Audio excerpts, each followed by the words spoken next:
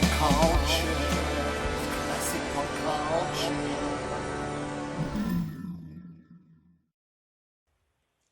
Hey Salome, the latest single by our guest, a best-selling author with his autobiography Me, the Mob, and the Music, which is being adapted into a biopic with award-winning director Kathleen Marshall at the helm. His brilliant latest album, Alive, with its amazing array of musical genres.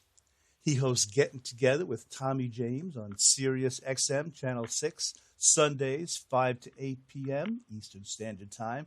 And oh yes, he sold over 100 million records. He's our worldwide musical treasure. It's my honor and pleasure to welcome back to Classic Pop Culture the one and only Tommy James. This is Steve. Tommy, welcome back to the show. Well, thank you so much. It's great to talk with you. It's, my gosh, Tommy, you have taken over the moniker of the hardest working man in showbiz. James Brown has now passed the baton to you. Boy, you have everything going on. Well, thank you.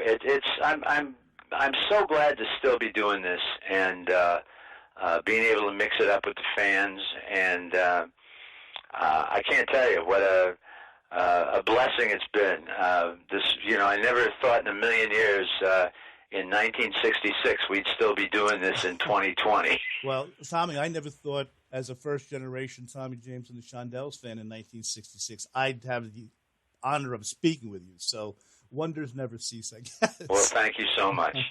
Why don't we start? We started off with Hey Salome. I mean, despite your desire to always bring us brilliant music, why Hey Salome in particular? What a party! Well, the funny part about that song is, if I had known about that song back in 1968, I think that would have been the follow-up to Mony Mony. Mm-hmm. I really do. Yeah, absolutely. Would have worked perfectly. Absolutely. The funny part is that was written and put out in 1965 by an artist called Mickey Lee Lane. Mm-hmm. And, it didn't really do anything and just kind of got lost. And then in the 70s, over in England, they had what was called the Northern Soul movement. Mm-hmm. And this was really created by the fans. It wasn't created by the music industry. And so while we were doing disco over here, they were also doing their thing in the clubs called Northern Soul. And they would take sort of obscure R&B hits from the past that didn't really make it, or B-sides, and they would play them and make dances to them, and had a whole way of dressing, and they would do it in the British clubs. Mm-hmm. It was called Northern Soul, and they made it up. And so Hey Salome was one of the big Northern Soul hits that nobody had ever heard of. And I was so fascinated. I play a lot of this Northern Soul stuff on my show on Sirius XM. And so I just grabbed Hey Salome, and I just thought it was fascinating because it would have been the follow-up, no doubt, to Mony Mony if I'd have known about it. And I recorded it. I re-recorded it. And just put it out there, because that's kind of how you do it today. You just sort of throw it out into the ether out there with all the digital stuff. You just throw it out on one of the digital platforms, and it ends up on all of them. And so we'll see what happens. Honestly, I'm a child of the '60s. I never heard of the song until you just did it. Me either.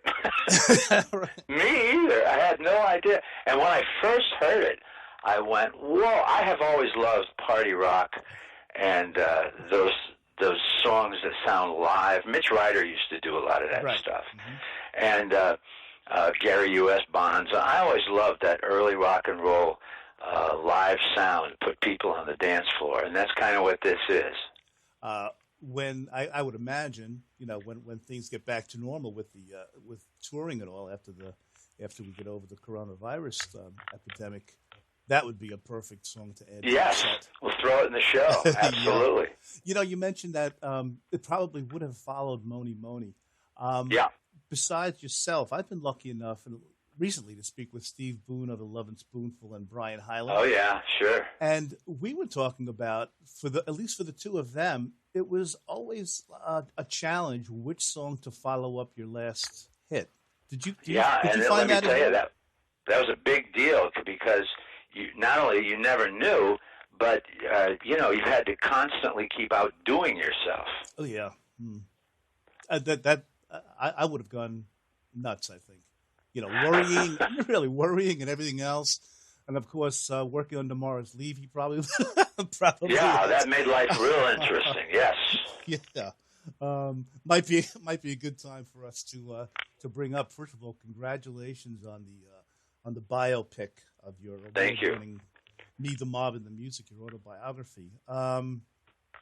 Is it going to be a straight dramatic movie? It is. It's going to be, rather than a music show, a music movie with a story wrapped around it. This really is a very interesting story that happens to have music in it. At least that's the way we're approaching it. Yeah. And more of an incidental role, I guess. Well, that's true. And for me, I'm just very flattered and honored that it's being done. Kathleen Marshall, as you say, has been picked as the director.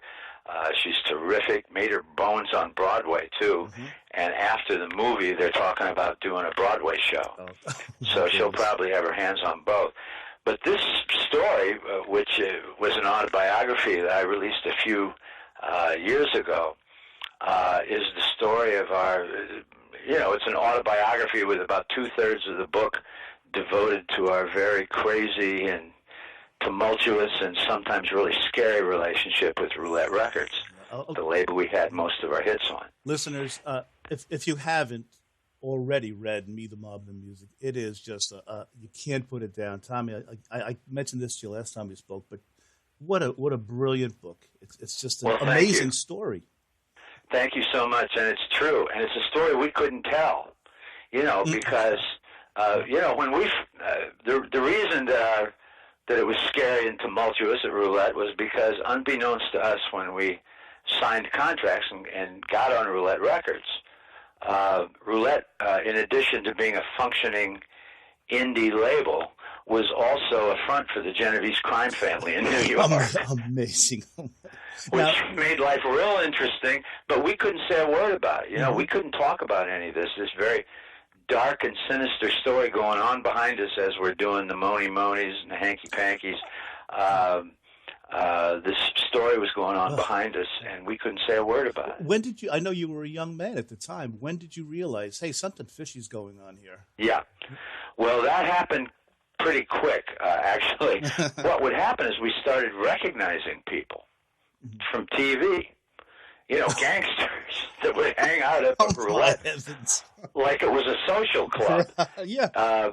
We'd meet somebody in Morris Levy's office. Morris Levy was the head of the label and was, of course, every bit a thug, but he was our thug, That's right. Yeah. So we'd meet somebody in Morris's office, and a week later we'd see him, taken out of a warehouse in New Jersey in handcuffs. Oh, gosh, yeah. Doing the perp walk. And we'd say, isn't that the guy we just met in Morris's office, And that kind of stuff kept happening. And so gradually we learned who we were dealing with and who we were rubbing shoulders with. And it got very scary. But the odd part is then we ended up selling 110 million records on Roulette. Yeah. So, yes, I changed you at the beginning. Is right. I said, well, over 100 million. It's got to be over 100. Yeah, we had 23 gold singles with Roulette, and 9 platinum albums, and 32 chart singles.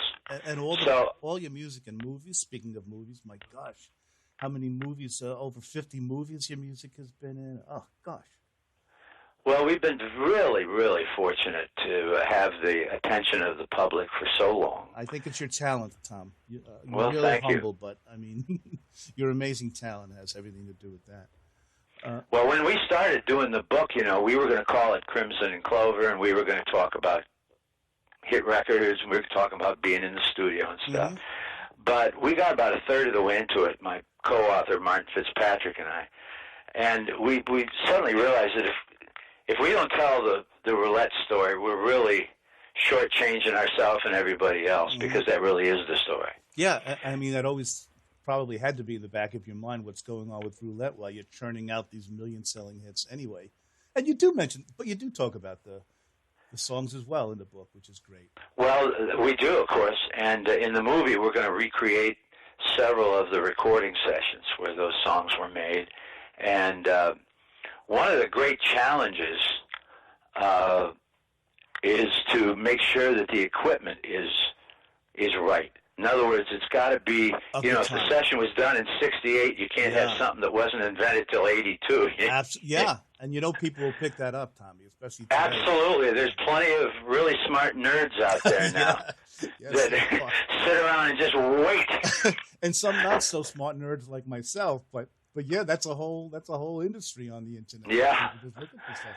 So that's so I've got to be technical advisor as well on this, and so anyway, it's going to be quite a challenge, the whole movie, and so I'm just very blessed to be doing this, and it's fun watching the whole thing come together. I know Matthew Stone is doing the screenplay, I believe. Yes, Matthew Stone, he's great. Now but your hand has to be in that screenplay, obviously. Well, of course, it's going to be taken from the book, which I basically wrote with Martin Fitzpatrick, but also Barbara DeFina is producing the movie.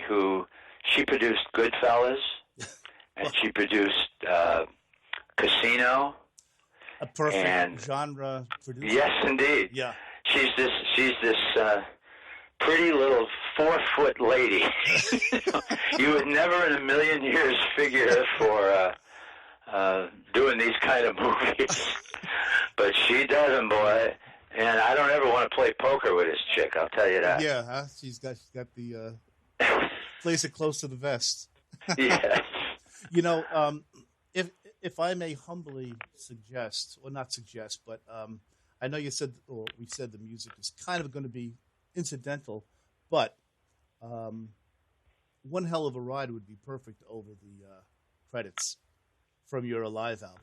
You know what? It's going to be. I think it's yes. That would be... One Hell of a Ride, of course, is the subtitle of the book. Yes, right. And it's got Morris Levy sort of doing a rap. and Mr. Tommy James. Yeah, that's me imitating him. But that's a scary Morris Levy was such a fascinating character. When I first met him, he talked like this. Yep. I really had a voice like this. And I could see the nose being pushed over to the side. Yeah, and so he was one of the most, I think, he's the most fascinating character I ever met, because he was really smart. He could have been a CEO of any company, but he sort of chose the dark side, and I never really knew why. He's a real study in psychology, I guess. I was going to say, it sounds like a real love-hate relationship between you. Yeah.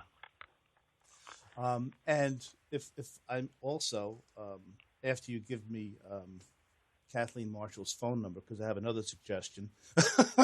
Oh, okay. Well, that's great. When it does... She's around. So's my manager, Carol Ross. She's probably the best way.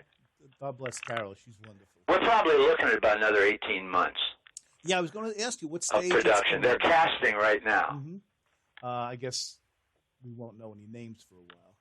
Well, I'm not allowed to say who they're talking to, but believe me, it's going to be some pretty neat people.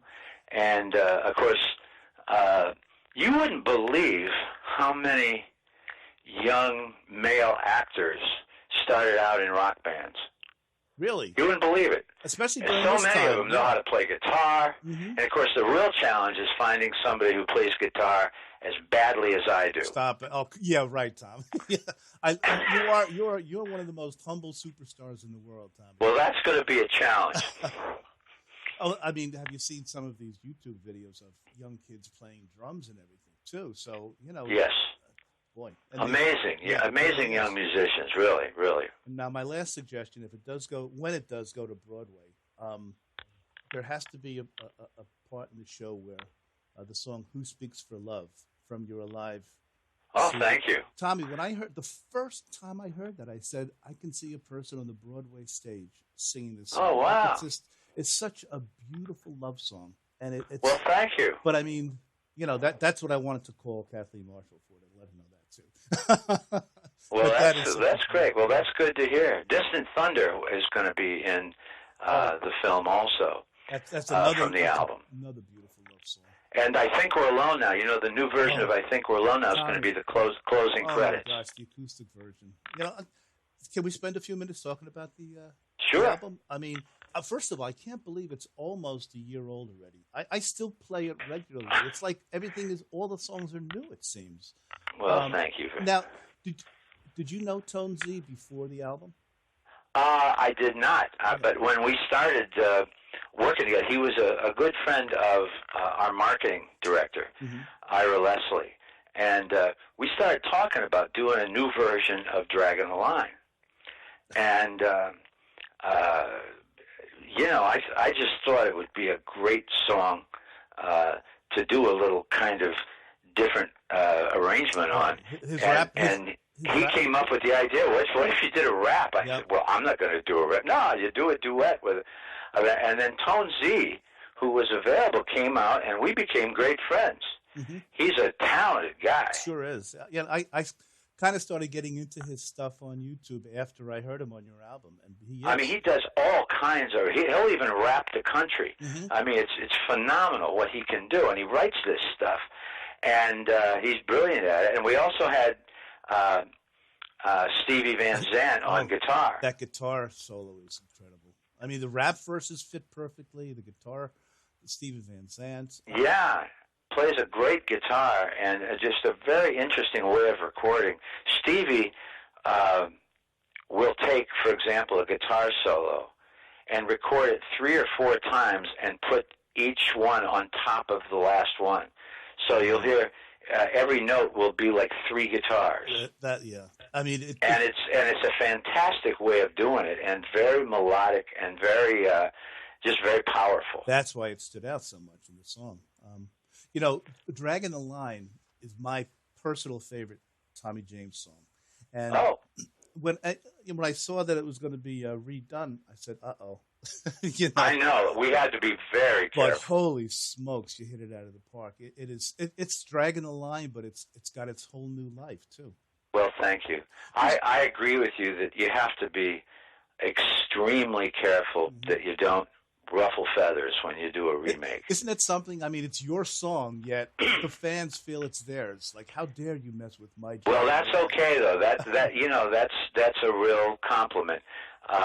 But you don't want to, making negative comparisons and saying that the new one really doesn't match the old one or doesn't live up to the old one, because that would be a disaster. It's for me. It's like a cousin to the original Dragon. Yes. It's or a crazy uncle. Or a crazy cool uncle. They're related, but they're different. Yeah, exactly. And same thing with I Think You're Alone. I think We're Alone Now. Well, that was I actually recorded that a couple of years ago, and I didn't know what got into me. We did it slow, and we did it as an acoustic ballad. And it actually went top 20 for us on adult contemporary stations, as did the whole album. And first time we'd been back on the charts in a long time. So it was really well great. Deserved. Boy, oh boy. Thank you very much. And they're going to end up using the I Think We're Alone Now, the slow version of I Think We're Alone Now, in the film over the closing credits. Excellent. I see that version, Tommy, as, of course, I Think We're Alone Now, or originally I saw a couple of teens talking, but now I look at it as a man who has been looking back and has been through so much, and it's almost like, I don't know if you know Leslie Gore when she redid You Don't Own Me with a slower version, and I said, to me, that's a person who's been through it all now, reflecting, and I see that with your delivery of I Think We're Alone Now as well. Well, thank you. That was what it was supposed to be. Yeah. Do you know Green Day just released it? No, I didn't know that. Green Day just put it out. The lead singer, Billy Joe Armstrong, he's home isolating from the coronavirus, and he did the song in his bedroom with his recording equipment, and they released it as a single. Oh, I have to listen to this 2 days ago. Oh my gosh, I'm assuming. Isn't that wild? Yeah, I have to listen to that when we're done here. They did a nice job too. Mm-hmm. I'm sure. That's you have to be on a lot of people's Christmas card lists, Tommy. So many people have.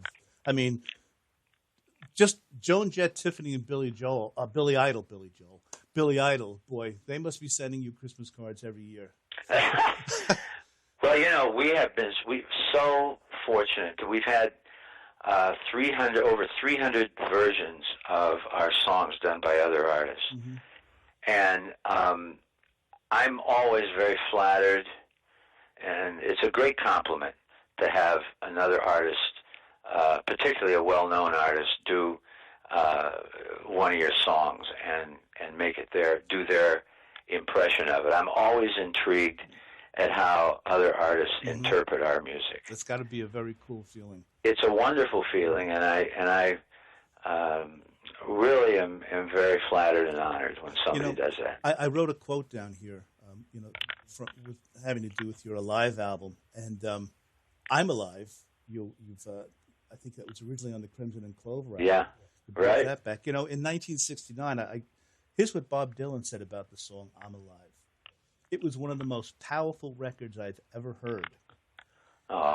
And that was from '69. And the song "I'm Alive" has been covered by, among others, Don Fardin. He did Indian Reservation, of course. Right. Johnny Thunder in '68. Tom Jones covered that in 2000. Yes, indeed.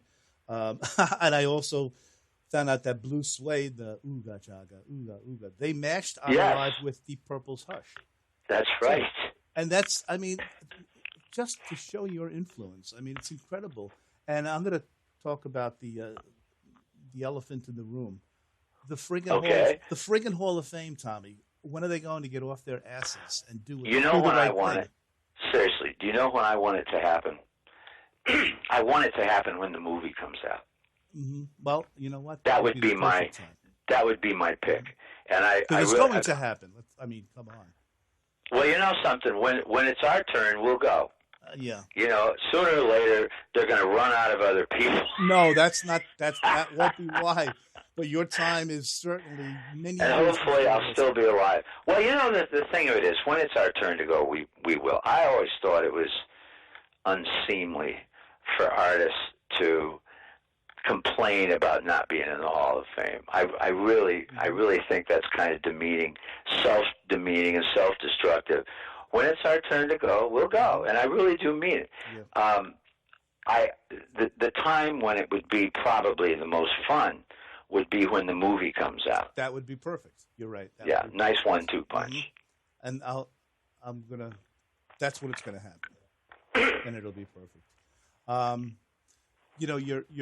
Your album Alive is it's like the old days of Top 40 radio. There are so many genres of music. Yes, we were all over the place. It started out as an acoustic album. Oh, really? Yeah, it was going to be an acoustic album, and then I got into it a little bit, and I said, there's no way we're going to be able to do this stuff with acoustics. So we completely changed direction, and it ended up with so many, there's everything from country to doo-wop to rap to just straight-ahead rock. And, this is stuff that I've wanted to do for a very long time. And I just, it comes from not doing an album for so long. You just got all these ideas. Mm-hmm. And fortunately, we have our own label, and we could just put it out whenever we wanted to. I'm sure, you're busy with the movie and all, but with this temporary time off, at least for concerts, yes, I would imagine, just from your output, you're probably working on some things that we don't know about yet. But I can't see you. I can't see you. I am songwriter. I'm killing time. Our concerts, we're all moved, right? And so there's this big blank spot right now where we were going to be on the road this year, and so I got to find things to do. I got to entertain myself here in my house. Yeah, there are maybe 5 days of the year you don't work, Tommy. So come on, you got to fill in those 5 days. Well, I know, if records were still, well, they are, but if vinyl was the thing, I think the flip side to Hey Salome would be Cinnamon Girl and Sunshine of Your Love. Well, you're right. Right.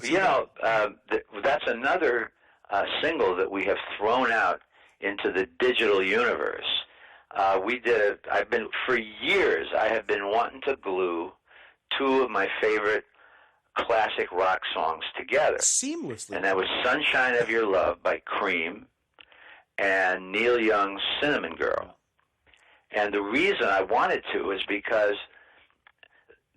even though they're totally different songs, the riffs, the guitar riffs, fit together like a hand in a glove. And they're in the same key, the same tempo. And, years ago I just started playing them on guitar, and I went, wait a minute, these two fit together great.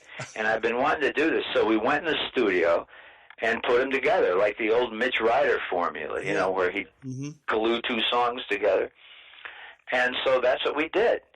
And went in and did it, and I loved the way it came out, and we just put it out there as a single along with Hey Salome. Yeah, that shows the brilliance of your expertise as a producer as well. I mean, it's almost thank you so much for saying that. It's like one song, Tommy, and I wouldn't even call it a mashup. I call it more of a melding. Like the two songs thank you. And again, I want to let our listeners know they can go to TommyJames.com to download these, Spotify, Apple, iTunes, Amazon, the usual sources. The usual list of suspects. I love your website, by the way, TommyJames.com. Thank you. Really a nice website. So I'll tell you, it's such a great way to stay in touch with the fans all over the world. You can, the internet really turned out to be the greatest business card in the world. Yeah, I love your Instagram posts. I follow you on Instagram, and thank you. All those things are great. I mentioned earlier, as if you don't have enough stuff that you do. Stuff, how's that for a good word for a former English teacher? But anyway, as if there's not enough things that you're doing. You're getting together with Tommy James on Sirius XM Channel 6. It's Sundays, 5 to 8 p.m. Eastern Standard Time. Boy, do I love listening to that show. Oh, thank you. Thank you very much. When we just celebrated our second year, and when they first came to me and asked me to do this, I really felt a little intimidated. It's one thing doing an interview when you're being asked a question and you can kind of, make up stuff as you go along. When the idea of being on the other side of the microphone is really kind of scary. And also starting from scratch and playing music. And so what I've always wanted to do if I ever got a shot at being a DJ was to play music from the 60s. If we're going to do the 60s. By the way, the 60s was a channel. 60s on 6 was the most listened to channel on Sirius, and so it was much better than having your own channel where you had to build up an audience. Yes. So it was already there, and it was already the biggest channel. So I was really very blessed, very fortunate to have been asked to do this. But the philosophy of the show, there was so much music released in the 1960s that nobody ever heard because there either wasn't room for it on the radio or on the charts. They basically reviewed 5 records per week, and out of, only 5 records basically would enter the charts every week. Yes. And so there was all this music, thousands of records that were released, and just for one reason or another, nobody ever heard of. So what I want to do is, on the shows, is in addition to the hits, I like to play songs that I think were really great that never got a chance. And it's almost like playing new records. Yeah. Yeah. Hey Salome was one of them, by the way. That's the perfect example. And, I'm a big fan of psychedelic music. And aside from Crimson and Clover, Cellophane Symphony, those albums, which are two of the greatest psychedelic journeys ever, and the Beatles stuff, there were tons of other psychedelic songs. Oh, yeah, and people who really did it great. Oh, my gosh, I never heard of these things, but you're so right. And so, I just love introducing the fans to stuff that really deserves a second look. Mm-hmm. It's appreciated. And that's the whole idea. And so anyway, in addition to the hits, and then they asked me to play my stuff. I said, "Can't I go to jail for that?" Tom, play your new music too. I said, "Well, can't you get in trouble? Can't we all go to jail for doing that?" You survived Morris Levy. No, play it. You survived Morris Levy. You're not going to go to jail. So they want me to play my stuff too. So so we do. I get to play new stuff too. It's a great audience, by the way, coast to coast in America and coast to coast in Canada. It's not only, and I'm going to play DJ in a second and play your Cinnamon Girl, Sunshine of Your Love, but okay. One other thing I wanted to point out to the listeners, I think it was this past Sunday, at one of your recent shows, not only do you play songs that we haven't heard, but I love, you compared Paul Revere's Too Much Talk with the Beatles' Paperback Writer. The similarity. That was great. I mean, all these little. Well, we listen to this stuff, and Ed Osborne, who's co-produces the show with me, and who's on. I bring him into the studio, and he he's my Ed McMahon. He laughs at all the right times. But he's a brilliant researcher. The guy is he was. A disc jockey when he started out. He was a program director at a big station and BAO in Baltimore and the 50,000 watt station. He was program director at Rutgers University when he was in college. And then he was one of the original disc jockeys on WCBS FM in New York. Oh, boy. When they went oldies. Mm-hmm. And so he knows his stuff. Pardon me? So he knows his stuff. He knows his stuff, and he's but he was a nerdy kid like me who, I listened to music because I played it in my band. He listened to it because he was bored. Yeah. And, alone in his room at night, and he's picking up all these stations from all over the United States. So he's got a tremendous education. And then the cherry on top of the ice cream sundae is that he was an executive at BMG, in their special product department for 18 years. Oh, boy. So he would. That was BMG's Rhino Records. He would put these packages together. Rhinos. And so he's so familiar with all of the music. And so he and I sit together, and there's not much oxygen left in the room because we're, we're like two kids with a pile of records. Oh, it's such a great listen. I love listening to your show every Sunday. Thank you. I usually lie on my bed. My wife in the bedroom. We have a Sirius radio in the bedroom. I just kick back for those 3 hours. It's great. Well, I'm glad you enjoy it. I appreciate that. I didn't know if anybody was going to dig it or not. I really didn't, and I can't tell you how gratifying it is to go out. After the show, we'll sign autographs and do a meet and greet with the fans, and every other person comes up and tells me how they listen to the show. It's brilliant, and it's very gratifying. It really is. So, may I humbly play a DJ now, and could we listen to the Cinnamon Girl? You got it. Love? Here we go.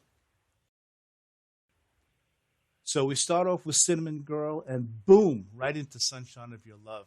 Just a brilliant mix, Tommy. Well, thank you so much. I'm glad you dig it. Now, Tommy, I appreciate you giving us so much time. May I just ask you two more random questions or two more random points? And before we say Will I go to jail? No, you won't. You won't. Okay.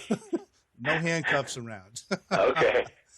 I love your Elvis tribute song, Shy Boy. Oh, yeah. From years ago. But that was a long time ago. Yeah, I've always liked that song. Had you ever spoken to Elvis or met him? It's such a beautiful song. Really, could you tell us about that? Well, I spoke to him on the phone. This is a true story. I was doing my Nashville album.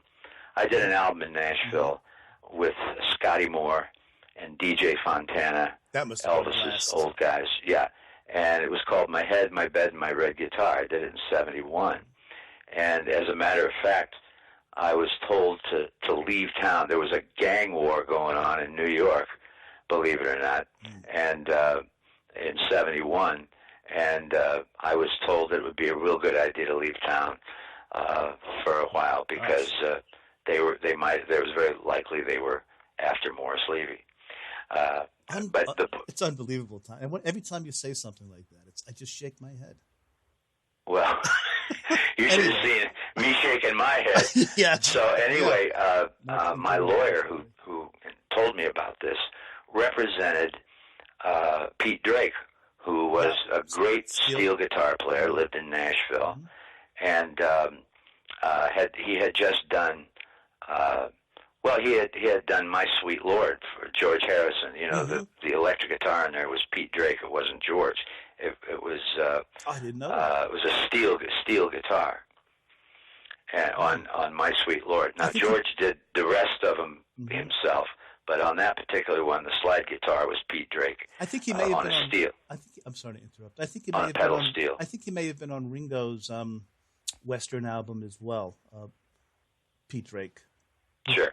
Well, anyway, I didn't mean to get off on a tangent. No, I didn't mean to interrupt you there either. But what happened was, so I ended up going to Nashville for a couple of months, and I ended up doing an album. At that time, I thought it was the best album I ever did. Sold 4 copies, but it was called My Head, My Bed, and My Red Guitar. And doesn't mean it wasn't the best album you've ever done, though, Tommy. Really. Well, thank you very much. Did a lot of country stuff.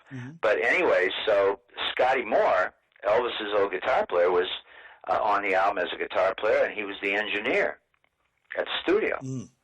It was his studio, Music City Recorders, and so Elvis was home, and he was going to come over to the studio, and he was going to take us out for ribeye steaks. Were real popular back then. Sure. And so Elvis was going to come over and take the whole bunch of us out to have ribeye steaks. And so I was so excited. I'm in doing a vocal. I can't believe Elvis is going to walk into the studio and he's going to see me singing. I couldn't believe it. I was just flipped out. So anyway, the phone rings, and Scotty answers the phone, and he looks out, he says, "Come on in." And I went in, and it was Elvis on the phone, and he couldn't make it over. The truth is, he was pretty stoned on something. Yeah, that's about the time. And couldn't make it over. And so Scotty puts me on with him, and Elvis says, "I'm sorry, man. Why don't you guys come over to Graceland when you can? And you'll be in town for a while. Come on over to Graceland." And I was so disappointed. Yeah, I really was. But it was great. It was great meeting him on the phone. I never met him in person. And we ended up. I only had a couple of days left, and we had to finish up the album. So I never made it over to Graceland, and I always regretted that. You spoke to the especially going with Scotty. And then, of course, Elvis died several years later. Yeah. But anyway, well, I love the song Shy Boy. I think it's a beautiful tribute to him. Thank you very much. Okay, last thing, and again, I thank you for giving me all this time, Tommy. Sure. I am a music nerd myself. I want to know if you've ever heard this about Crimson and Clover, the title. Okay? I almost feel silly telling you this, but years ago, a buddy of mine and I, another fellow music nerd, Crimson and Clover, the title. Now, crimson is red, of course. Color is red. Clover is green. Red and green are the colors of Christmas. Is there a little kind of subconscious Christmas celebrates the birth of Christ? Is there a little religious undertone to that? Boy, I wish I could say. That would be a great story. That would be a great story. It really would. Maybe I should use that. Maybe I should just say yes. Okay. No, unfortunately, I'm sorry. when we first put it out, though, a lot of people thought the title was "Christmas Is Over." I'm not kidding you. Oh wow! You know that, and a lot of people thought there was something wrong with their radio. So, but at any rate, no. The truth is, I just kind of made that up when I got up in the morning, and it was just two of my favorite words put together that sounded poetic, and I would try to make them into something. In other words, I had the title before I wrote the song. Yeah. So nice and alliterative. Crimson and Clover. And they just sound very profound together, but there's no profound story that goes with it. We actually wrote 3 different versions of Crimson and Clover before we came up with the one that we ended up doing. Oh, were they also psychedelic? The other versions? No. No, they weren't. In fact, we didn't really intend for Crimson and Clover to be psychedelic. We went in the studio, and it just kind of came out that way. We did the whole record start to finish in 5 hours. Wow. And which was a real milestone for us. Well, I think for most, and the tremolo sound at the end just was one of those ideas that just said, hey, why don't we see if the voice works through tremolo too? You know, I had done the guitar that way. And so we hooked it up with, we did the 3-part harmonies and then piped it out into the studio. We went out through an old RCA cord and plugged it into the guitar amp and turned on the tremolo and synced to the music and mic'd the amp and ran it back into the board, and that's how it was created. Holy Nothing smokes, special, nothing fancy, just oh well. And it became the signature sound of the song and the album. It became the funny part was, I don't mean to get too long-winded with it. Not at all. Are you kidding me? We had been asked by Hubert Humphrey to go out on the road with him during the presidential campaign of '68, and so it was just very good that we happened to be working on Crimson and Clover at the time, because there was this mass extinction of singles acts. We went out on the road with Hubert Humphrey during the presidential election of '68, which was a very heavy, the issues of the day, the country was coming apart. Of all times, absolutely. And we went out on the road, and it was all singles acts. It was us and the Buckinghams and the Rascals and the Association, and we come back 3 months later, and it's all albums. It's Crosby, Stills and Nash, Led Zeppelin. Late 60s, absolutely. Yeah, Blood, Sweat, and Tears. And the whole industry changed in 90 days. And there was this mass extinction of singles acts right then and there. And it would have been us, too, except, thank God, we were working on Crimson and Clover. And Crimson and Clover allowed us to make that jump from singles, AM, top 40 music, radio, to FM progressive album rock. And I don't think there's any other single we ever did that would have done that for us in one record like that. That's amazing that happened that way. It really is. And then to put a smile on the smiley face, Hubert Humphrey ended up doing the liner notes for us on the Crimson and Clover album. That was a ballsy move by you guys, first of all. I mean, to take a stand like that, it really was. Well, we didn't know what was going to happen. It was the first time that a rock group and a political figure ever actually worked together. Had never happened before. Absolutely, yeah. And also, it was a tremendous change for us. That's where I began producing the group. And we started writing our own songs. Up until that time, Bo Gentry and Richie Cordell had done most of the work, although we were doing it too. Those names are certainly so this was a huge strategic move for us. And anyway, so, it gave us the second half of our career.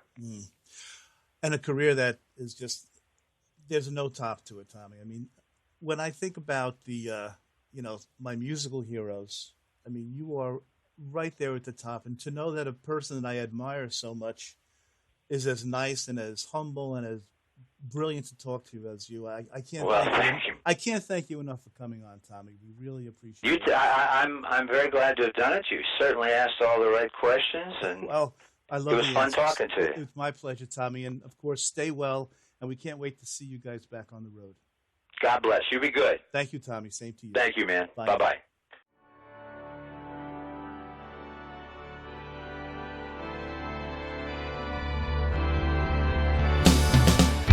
Classic pop culture.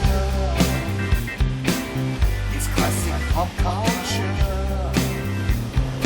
Hosted by Steve Ludwig and Ludwig. It's classic pop culture. It's classic pop